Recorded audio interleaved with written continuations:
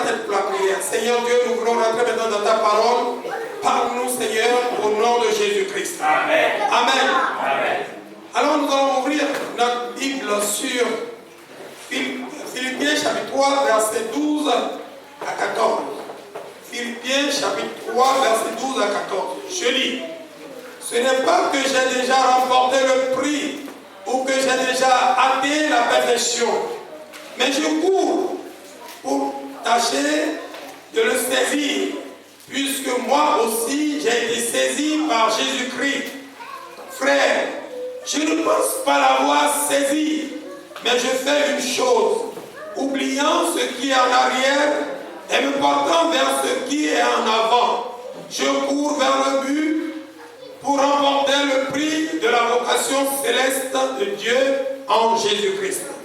Que Dieu bénisse sa parole. Bien-aimés dans le Seigneur, je voudrais vous parler ce matin sur la course, que la course n'est pas pour les paresseux. Dieu nous a appelés pour une compétition. Dieu nous a appelés pour courir, pour une compétition. Et vous devez savoir que la compétition, il y en a bientôt, les équipes vont se présenter pour la Coupe du Monde, pour se compétir. Mais on court pour pouvoir chercher à recevoir quelque chose. Le but, mais il faut atteindre d'abord le but avant d'avoir la coupe, avant d'avoir, c'est-à-dire ce que tout le monde cherche. Et dans tout cela, c'est une seule équipe qui gagne. Mais toi, dans quelle équipe tu es et comment tu te prépares pour gagner cette coupe? Alléluia. Mais vous devez savoir, avant de compétir, d'abord, la Bible nous dit dans Romains chapitre 12, verset 11, ayez du zèle et non de la paresse. Pour travailler, pour compétir, ceux-là qui se préparent pour une compétition, ils se donnent à tout exercice pour se préparer, se renforcer les muscles et se préparer aussi pour pouvoir aller au match. Mais tu ne peux pas sur le terrain. Ce n'est pas tous ceux qui sont sur le terrain qui jouent. Ce n'est pas tous ceux qui sont sur le terrain qui compétissent. Parce qu'il y a des personnes qui viennent pour voir, pour observer. Et ces observateurs sont plus nombreux toujours que ceux qui sont appelés à compétir. Et vous devez savoir aussi qu'avant d'être un compétiteur, avant d'être dans une équipe, il faut t'inscrire d'abord. Et t'inscrire et commencer à t'exercer, à faire des pratiques, des entraînements, avant que tu ne sois choisi pour compétir. Sinon, tu ne peux pas. De la même manière, dans quelle équipe tu es? Est-ce que ton nom est inscrit? Ton nom doit être d'abord inscrit. Je voudrais parler maintenant de l'équipe de Dieu, c'est-à-dire la famille de Dieu. Est-ce que ton nom est déjà écrit dans le nom, c'est-à-dire dans le registre des enfants de Dieu? Jésus parlait même un jour avec un homme, Nicodème, quand il lui parlait de la nouille, c'est-à-dire du royaume de Dieu. Jésus dit, personne ne peut rentrer s'il n'est pas né de nouveau. La nouvelle naissance, avant que tu ne sois compté parmi ceux-là qui va compétir, qui va aller à la compétition, tu dois être né de nouveau. Ton nom doit être écrit dans le livre des enfants de Dieu, de la famille de Dieu. Dans notre école du dimanche, on nous parle de la famille et la foi. Tous ceux qui sont nés dans le monde, c'est Dieu qui les a envoyés dans le monde. Nous sommes tous nés dans le monde. Mais ce n'est pas tous qui sont dans la famille du Christ. Nous sommes nés chacun dans chaque famille, de l'est à l'ouest, du sud au nord, partout dans le monde, soit blanc, soit noir, soit rouge, soit ceci ou cela. Et nous sommes nés chacun dans chaque famille. Nous avons des noms différents.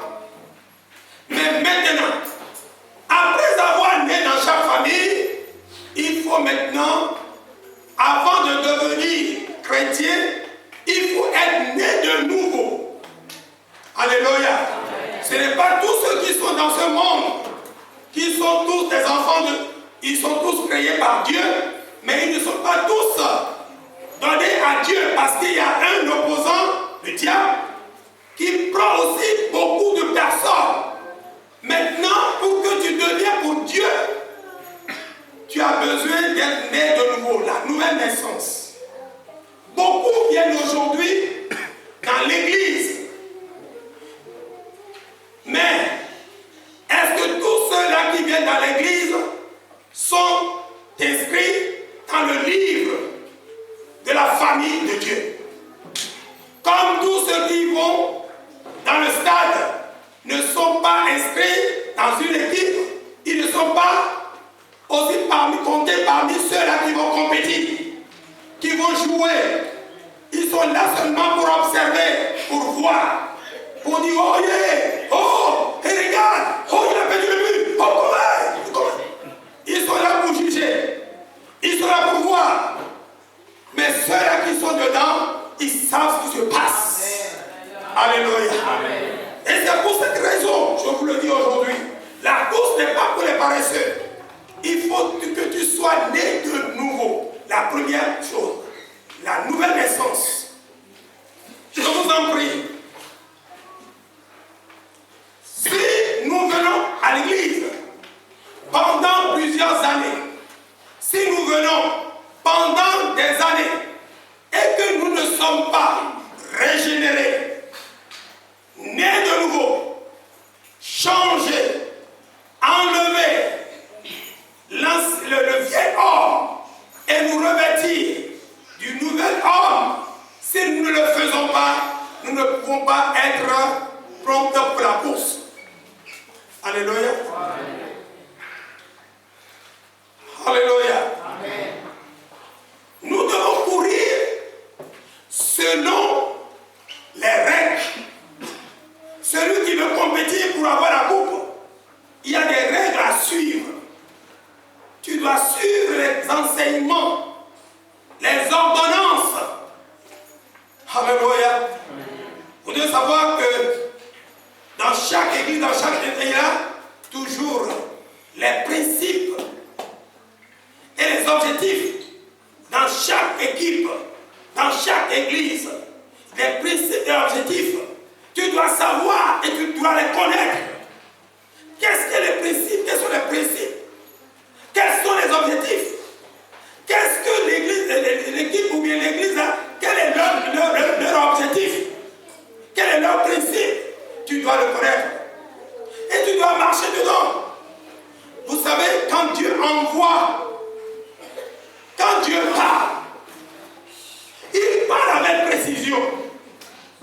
Quand Dieu envoie quelqu'un, il l'envoie avec précision.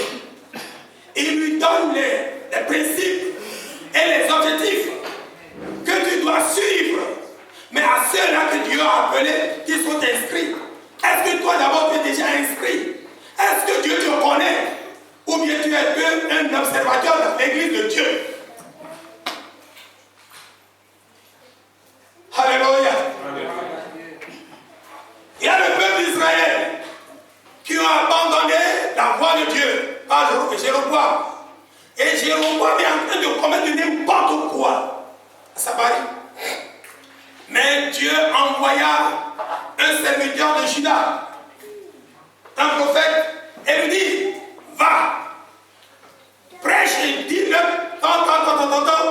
et quand ils sont en train de faire le sacrifice, le prophète est venu, il a prophétisé sur le terre. Et un miracle s'est passé. Alléluia.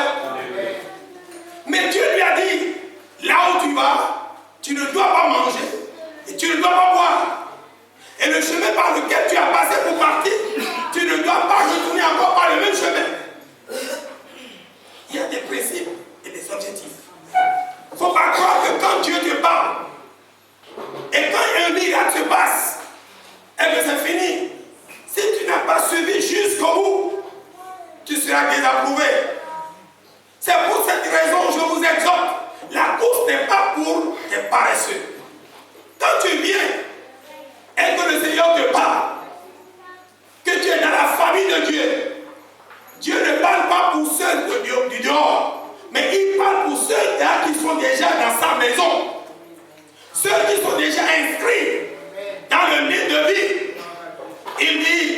te donnerai un nom nouveau.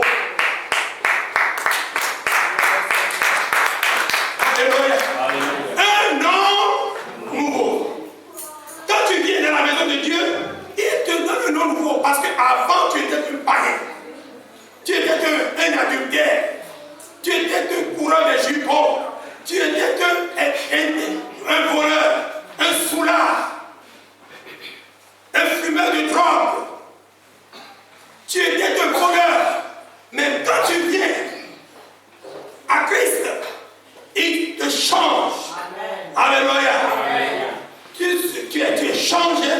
Il te donne un nouveau nom. Tu deviens enfant de Dieu. Avant, tu étais enfant de qui? Enfant de quoi? Mais maintenant que tu deviens enfant de Dieu, que tu es aussi apte à compétir, à aller maintenant travailler pour Dieu. Dieu n'envoie pas le travail, n'envoie pas quelqu'un qui n'est pas converti pour lui confier des choses saintes pour le faire. Mais il faut le faire, il ne faut pas être paresseux et ne pas se détourner. C'est pourquoi Paul disait, alléluia, ce n'est pas que j'ai déjà remporté le prix ou que j'ai déjà atteint la perfection, mais je cours pour tâcher de le saisir, puisque moi aussi j'ai été saisi par Christ. Il faut tâcher d'aller au but. Il ne faut pas t'arrêter au bon chemin. Vous qui êtes là aujourd'hui, que Dieu vous a appelé, ne faut pas attendre au bon chemin. Vous devez aller jusqu'au bout. Alléluia. Mais il ne faut pas que la paresse ou des paroles ou les calomnies, les injures, tout ce que les gens te disent, il ne faut pas les écouter et regarder derrière. Le petit prophète qui est parti, que tu as utilisé, même le roi a tendu la main, il l'a arrêté, et la main est restée suspendue comme ça. Alléluia. Ça ne peut plus bouger. C'est paralysé comme ça. Et le roi, Jéroboam dit non, ne l'arrêtez pas, ne l'arrêtez pas, ne l'arrêtez pas. Mais tu as donné l'ordre de l'arrêter, et voilà la main, c'est suspendu comme ça. Et il a fallu maintenant que le prophète prie pour lui et demande que la main retourne à sa place. Et c'est retourné à sa place. Alléluia. Quand Dieu t'envoie, il donne aussi des signes pour qu'il y ait des miracles, pour que les gens croient que c'est lui qui t'envoie. C'est pour cela quand il a envoyé Moïse lui dit, mais les gens ne vont pas croire que Dieu m'a envoyé, que toi Dieu tu m'as envoyé. Dieu dit, bon, je vais te donner des preuves. Tu as quoi en main? Le bâton. Il dit, jette le bâton par terre. Il jette le bâton, c'est devenu serpent. Il dit, bon, maintenant, prends le serpent par la queue. Il prend le serpent, il prend la queue, c'est devenu encore son bâton. Alléluia. On va saluer le Seigneur.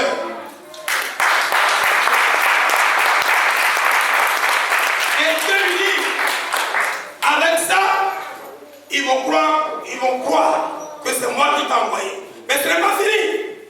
Il dit, mets encore ta main dans ton sein, il met ça, c'est devenu lèvre. Il retourne encore, c'est retourné à sa place. Donc Dieu montre tout cela pour que les gens sachent que c'est lui qui a envoyé, qui envoie son serviteur.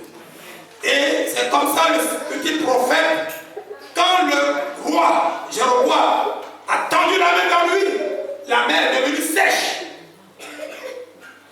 Il a fallu maintenant qu'il prie que la main retourne à sa place. Alléluia. Quand Dieu t'envoie, il t'envoie toujours avec un signe. Tu ne dois pas avoir eu peur.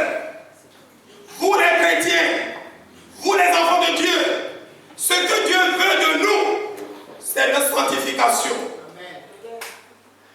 Ce que Dieu veut de toi, c'est que tu te donnes tout entier à lui, sans réserve.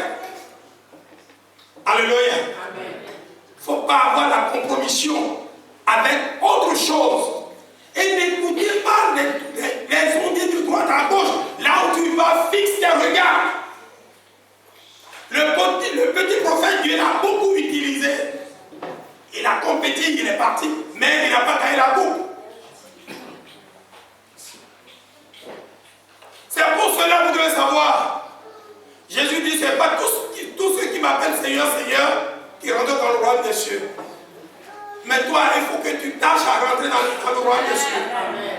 Il faut que tu t'efforces pour dire, je me force pour rentrer, pour aller vers le but. Il faut t'efforcer et dire, je cours vers le but pour remporter le prix de la vocation céleste de Dieu en Jésus-Christ. Il faut remporter le prix. Il ne faut pas travailler en vain. Seigneur, tiens ma main, le long du chemin. Seigneur, tiens ma main, le long du chemin. Alléluia, Seigneur, tiens ma main, le long du chemin. Je ne veux pas courir en vain, je ne veux pas courir en vain, je ne veux pas, Seigneur, courir en vain. Alléluia. Il ne faut pas courir en vain. Le petit prophète, en allant dans 1 Roi chapitre 13, verset 14, nous avons vu que quand il s'est retourné, on lui a donné, proposé de manger, de boire chez le roi. Il a dit non, je ne mangerai pas, je ne boirai pas. Car Dieu m'a dit, je ne dois pas manger, je ne dois pas boire. Il retourne maintenant au verset 14 du chapitre 13, premier roi. La Bible nous dit, il s'est reposé sous un térébinth. Mais pourquoi te reposer quand tu n'as pas encore allé jusqu'au bout? Beaucoup de chrétiens aujourd'hui, en reposant, quand Dieu t'a appelé, qu'est-ce que tu faisais pour le Seigneur? Tu chantais, tu prêchais l'évangile, tu payais ta dîme, tu fais beaucoup de choses et tu es régulier, premier amour. Alors, tu allais à l'église les mercredis soirs, les vendredis soirs, les prières matinales, etc., etc. Mais maintenant, qu'est-ce qui t'arrête maintenant? Tu te reposes. Au moment que tu ne dois pas te reposer, tu n'as pas encore arrivé au but et tu te reposes. Alléluia. Le petit prophète s'est reposé sur le chemin. La course n'est pas pour les paresseux. La Bible nous dit dans Jérémie, quand le verset 10, il dit, malheur à celui qui fait l'œuvre de Dieu avec négligence, avec la paresse. Quand tu es paresseux, quand tu es négligent, tu négliges la parole de Dieu, tu négliges l'œuvre de Dieu, tu risques de ne pas aller jusqu'au bout. Le petit prophète s'est reposé au moment qu'il ne doit pas se reposer. Je vous exhorte, la course n'est pas pour les paresseux. Ne soyez pas des paresseux. Courez. Allez vers le but. Le petit prophète n'a pas retourné dans sa maison. Il n'a pas retourné pour rendre compte. Il est mort sur la route parce qu'il s'est reposé au moment qu'il ne doit pas se reposer. Tu ne dois pas te reposer au moment où tu ne dois pas te reposer. Il y a un temps de repos. Mais quand nous sommes vivants et que Dieu nous donne la force, que Dieu te donne ce qu'il te donne, et tu dois travailler. Tu ne dois pas regarder quelqu'un. Mais moi je le fais, lui ne le fait pas. Il y en a d'autres dans l'église. Ils ne veulent pas le faire. Et ceux qui veulent le faire, ils les empêchent aussi. Comme la Bible nous a dit, la Bible nous a parlé de deux personnes. Dans 3 Jean, je crois bien. Alléluia. Alors, il nous parle de Démétrius. de mes trèfles. J'ai écrit quelques mots à l'église, mais Diotrephe, qui aime à être le premier parmi eux, ne nous reçoit point. C'est pourquoi je vais vous voir. Je rappellerai les actes qu'il commet en tenant contre nous de méchants propos. Non content de cela, il ne reçoit pas les frères. Et ceux qui voudraient le faire, il les empêche et les chasse de l'église. Bien-aimés, n'imite pas le mal, mais le bien. Celui qui fait le bien est de Dieu. Celui qui fait le mal n'a point vu Dieu. Beaucoup aujourd'hui sont comme Diotrephe. Ils ne veulent pas le faire. Ils ne reçoivent pas les frères. Et il enseigne aussi. Et il parle la voix pour ceux qui veulent le faire aussi. Ce sont des gens qui ne peuvent pas atteindre le but. Mais Paul lui dit, je cours vers le but pour remporter le prix de la vocation céleste. Alléluia. Alors, dans 1 Corinthiens chapitre 9, il nous dit, ce n'est pas tous ceux qui courent sur le stade qui remportent le prix. Alléluia. Ne savez-vous pas que ceux qui courent dans le stade courent tous, mais qu'un seul remporte le prix? Courez de manière à le remporter. Vous devez courir pour remporter le prix de la vocation céleste. Alléluia. Mais cette course n'est pas pour les paresseux. Beaucoup aujourd'hui qui commencent la foi